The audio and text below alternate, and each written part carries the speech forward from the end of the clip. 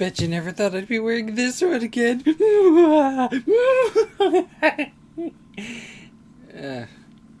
No. Or this one. Well, it's almost the summer, so I may as well put on my Foreign Legion hat again. I like this anyway. It's a good hat. Also the coffee shirt. Sorry.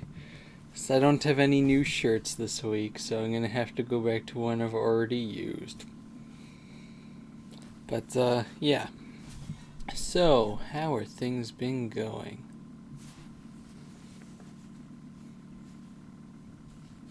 Just need, like, the string and be like one of those Outback hats, kind of. There we go. Nah, Mickey Mouse. No, but seriously. So, first things first, I guess. This week, uploads should be consistent, and on time. Yeah, nothing really special planned. I have videos, I think I have to record some Paper Mario, but I've got time this week, so I'll do that. And, so yeah, everything should be out at normal time this week. 2 events this past week. One was E3, which I think this is the best E3 in years, all around, except Ubisoft. But I think I'm going to be putting up like a separate funny video. I'm going to work on that maybe today, regarding the all the conferences and various impressions and things. Suffice to say, my main thing I liked out of the Microsoft conference was that they said they were going to talk about games, and they did. They corrected themselves, and also the Halo Master Chief Collection is going to be awesome. All 4 Halo games with schmancy upgrades and 1 disc. It's good stuff. In the Sony conference, EA conference was just sports, and that's not really my thing. And racing. Forza! Yeah, the Sony conference was really nice. Also, a lot of games. Little Big Planet 3, though. Little Big Planet 3. It's coming out for the PlayStation 4, they said. And then afterwards, they're like, oh, also the PS3. And I was like, I kind of like Little Big Planet. And also a bunch of other games. It looks like it's like a game I think made by the people who did Journey or something. It was like an underwater thing. It looked really nice. There's another game coming out from the people who made Limbo, which also looked really nice. So yeah, all around good times. Good times.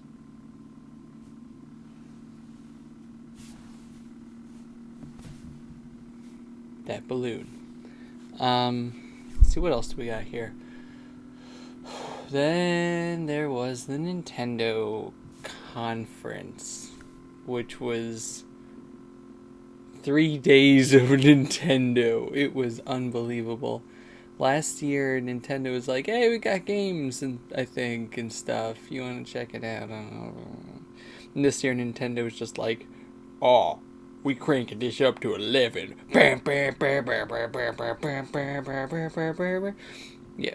So first, like, the digital event was just hilarious.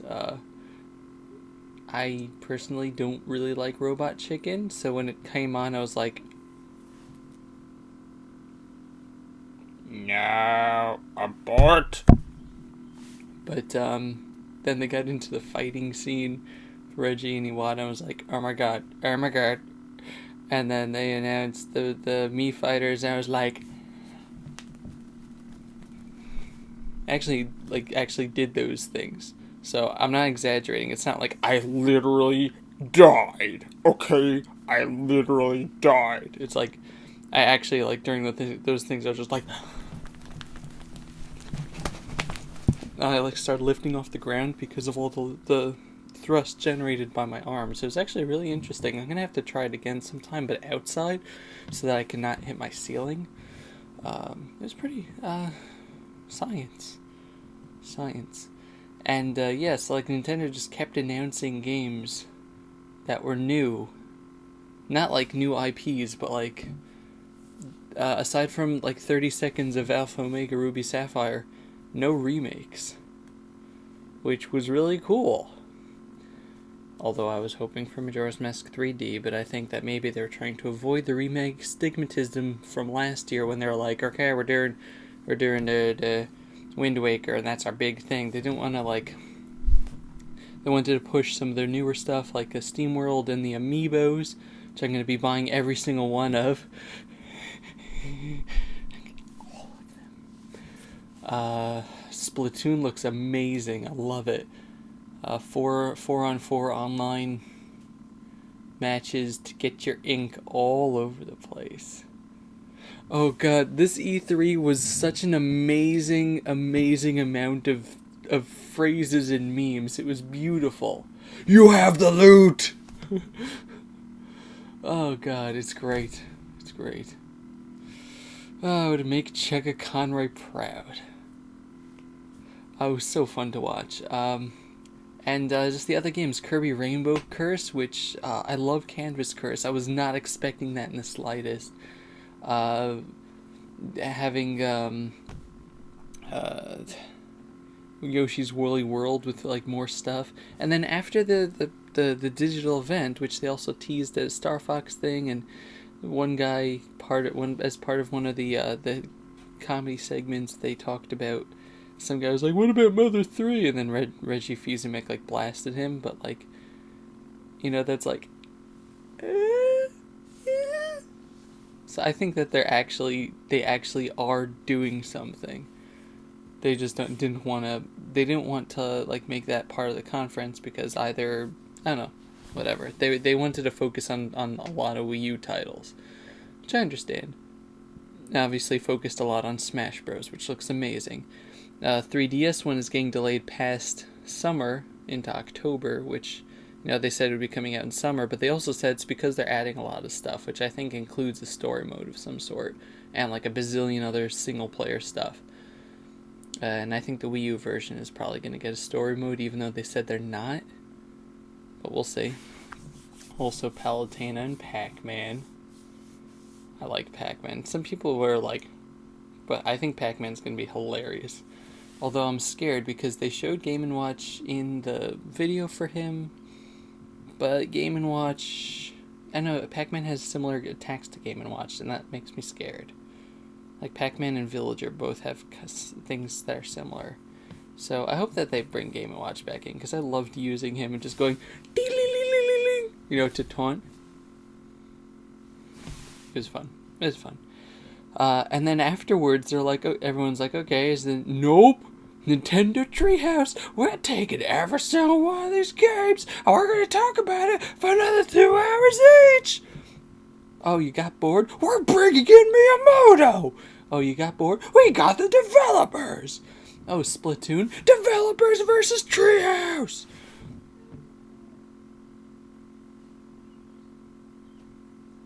People outside the door just like, what's going on? But yeah, it's amazing. They really went all out, like to the point where people are like, Nintendo, stop! It's too much. Like whereas last year it was just like Nintendo was like a non-event. I like Nintendo's E3, but it was like a non-event. This year, everyone's like, "Oh my god, Nintendo had a great E3." I mean, all three of the big companies had a great time this year because they weren't trying to undercut each other. They were actually selling the games on their console. Like last year I was in tears during the Sony conference because it was hilarious how they were just massacring and cutting Xbox. But when all was said and done, Xbox reversed a lot of its policies and sold pretty much the exact same amount of systems. So that didn't really like do anything. It was just it was hilarious PR coup at the time. But this year, aside from the PlayStation conference, like when we think it's about to stop, they're like, nope, we're gonna talk about the TV. Look at this, TV. And everyone's like, yeah, Oh, Uncharted, Far Cry 4 or something. But no, I'm okay with that because Sony never promised that they wouldn't talk about TV, and it's a new thing that they're doing, so. But yeah, I think Nintendo had such an amazing showing, just like live streaming 10 hours a day at least, like from 9:30 Pacific till to what, like 6 Pacific or something. I don't know. But like 9 or 10 hours a day, a constant live stream of looks at the game demos, not just like talking about the game with the trailer or asking the devs questions. Like they're like, okay, we're gonna play through the game, and while I'm playing through, they're gonna talk to the developers, and that's like perfect. Especially when they got to Hyrule Warriors, and they're like, Dovey. They looked at the camera like it was so weird. It was like the developer from Tecmo Koei was like, Dovey, we're letting you play as Midna. And I was like,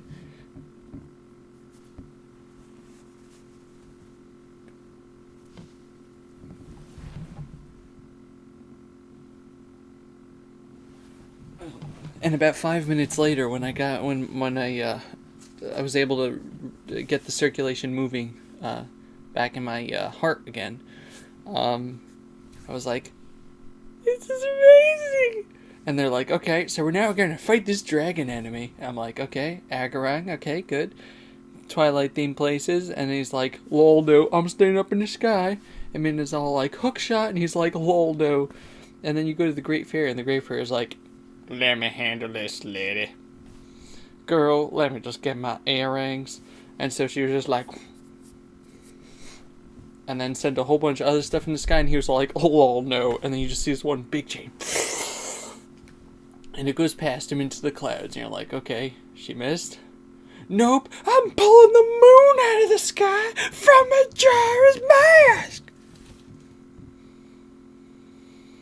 And it was just like, and it knocked him into the ground, and I was like,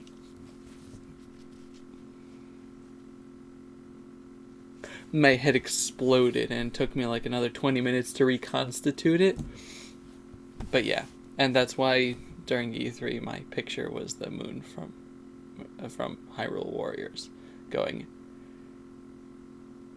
It looked like a amalgam of the moon from Majora's Mask and I mean, it was the moon from Majora's Mask. I mean, it looks like it'd been taking lessons from the moon from the anime Soul Eater, which always has like blood in its teeth. It's just like, but yeah, and then they just kept going and going and going and going and talking about the games and going, and they're like, okay, we talked about all the main games. Let's talk about some of the indie games now. Let's talk about some of the side games. And I was just like, so much, and and then they stopped. I'm like, my life is empty. What do I do? But yeah, so that's my impression of the. You can see the difference between like the Nintendo, Sony, the Microsoft, Sony, and Nintendo conferences in my eyes. But like I said, I'm gonna be doing a whole. I plan on doing like a whole video of impression by impression, even though I just did it now. Essentially, it's gonna be more in depth. Oh, no. Okay, fine. It won't be more in depth. It'll be different. But suffice to say, I am thoroughly excited for the Nintendo releases coming out over the course of the next year. Unfortunately, most of the games that they showed were 2015. They also showed Zelda U. How could I forget Zelda U? Which sparked a whole "is Link a female?" debate, which I guess is a valid debate. I don't personally care if Link is a female. I just hope that the game is good. That's really what I care about. And also the fact that, like, Nintendo, I guess they also showed Bayonetta 2, but I'm really not interested, even though they are including Bayonetta 1 with the game, which will quell a lot of the people that raised the stink saying, you're bringing it to a console that didn't even have the original game on it. Like, a platform that didn't even have the original game. Well, now it does, suckers. So shut up. Nintendo revived it. Just be happy and buy a friggin' Wii U. I'm not buying that game. It's not my type of thing. I love Platinum, though. I love Platinum games. They made the wonderful 101. And Kamiya also was in charge of Okami. And Beautiful Joe and all those things, so it's good stuff. So yeah. But yeah, it's really good stuff. A lot of the games are coming out in 2015, but like Hyrule Warriors is coming out this year. Smash Bros. Is going to be coming out this year. Both of them. And I have a bunch of games on backlog anyway that I need to play. Okay, so getting into the health portion of this, it's going to be a long update because I didn't realize I would fanboy over Nintendo so much.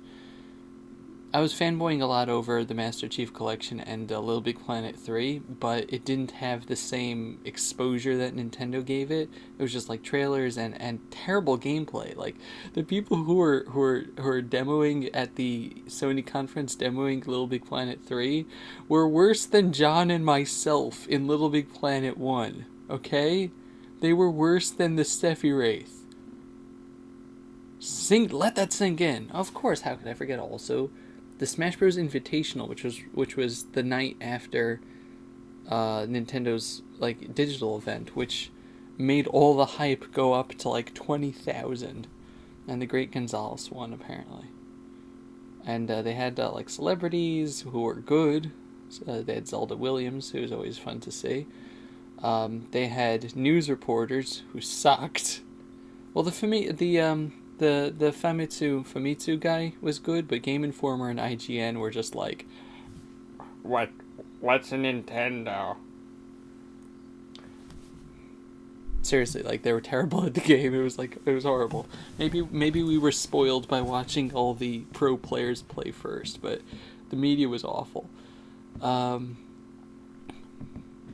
glad Famitsu won though. They actually give games reviews. But yeah, anyway, so moving on to the health side of things. So this past week, as I said last weekly update, I got PET scan and CAT scan. They decided to give me both at the same time because it's the same machine. So like they injected me with radiation. It's cool stuff. It's not cool. And took a scan. I had to lay down like in a quiet room, essentially go to sleep for an hour after they injected me, so the stuff could get like absorbed into the various cancer sites. So then they took a scan, and on Thursday they the doctor went to see me. So from the looks of the scan, which, as I'll explain again, the scans that I usually get that I talk about, the MIBG scans that I get like every 3 months or so, show the existence of the cancer cells. If a neuroblastoma cell is there, it will uptake that dye, regardless of how alive it is. My nose is... Ew, you don't have to see my legs. Ew, I have legs. People have legs? News anchors don't have legs. This is my last tissue. So regardless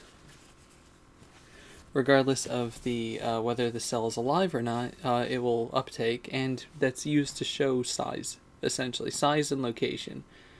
And that's what we've been using to try to see. So since over the past couple of times I got the scan, it looks exactly the same, no bigger, no smaller. We decided to get the CAT scan because that tests to see that that dye is only, radioactive dye is only eaten by cancer cells, essentially. It's only metabolized.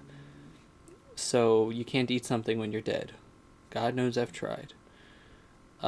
So in the areas that were alive, it will show like brighter areas, and areas that are dying, they'll be gray. Dead would not show up, essentially. And there are a few areas here and there that the dye goes to anyway, that there's no cancer.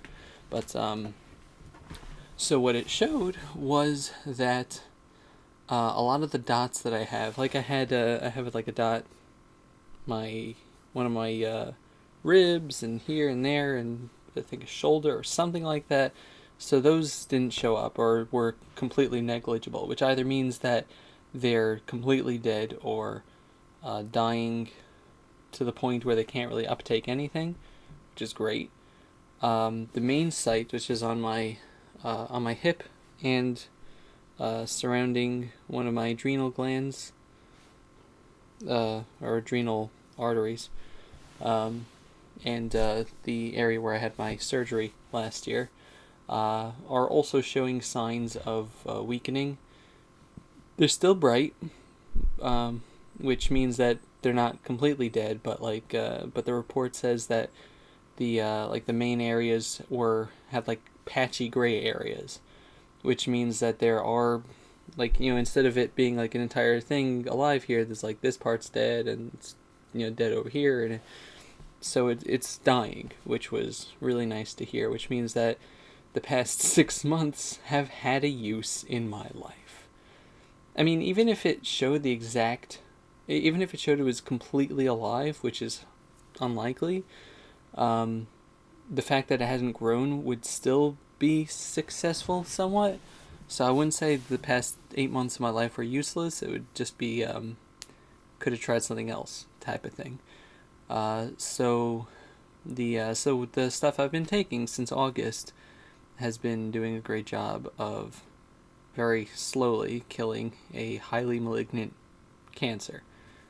So, it's been working at it, but the doctor decided that at this point we want to try to look into something that can try to make more of an impact and get things down to an operable size.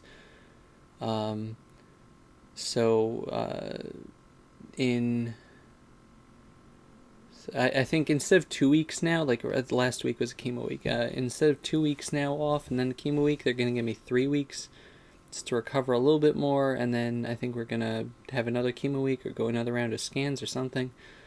And then after that, we're going to be looking into something called MIBG therapy, which is essentially radiation therapy. I get an MIBG dye, like a radiation dye, whenever I get the scans that I usually get, but it's only a small dose and it goes away after a while. This type is a much larger dose over a few days. It's an in-hospital stay, and I pretty much, like, everything around me is surrounded by plastic because I'm going to be radioactive, and I can't leave until my radiation goes down to a safe level. Like, that's the date I get out. So, theoretically for like a week. But that's still a couple months off, so until then, I'm going to try to maintain consistent uploads. I'm going to get out, I'm going to diet, I'm going to try to lose weight, because I'm really sick of being about 272 pounds or so, and it makes me feel awful, like, physically, just being heavy. Even like a couple pounds, like going down to 265, I was feeling so much better. So now that I have a little bit more time spaced out, I'm gonna try to do that diet. Have like a low carb, high protein diet type of thing. That's always worked for me in the past. And now that summer's here, I'm gonna get out and walk more. So yeah, good news all around, I suppose. The great news would be to have to get the scans and see that everything was just completely dead, and we could just try to take it out somehow. But that would be unlikely. But the news that we had here was good. Is that an effect was made. Some of the small areas seem to be gone. Seem to be dead. They're not gone because they show up on the MIBG scan. They're just dead. And some of the living areas are fighting. So once we get the MIBG therapy, is what they usually go to at this point to try to shrink things down to get it to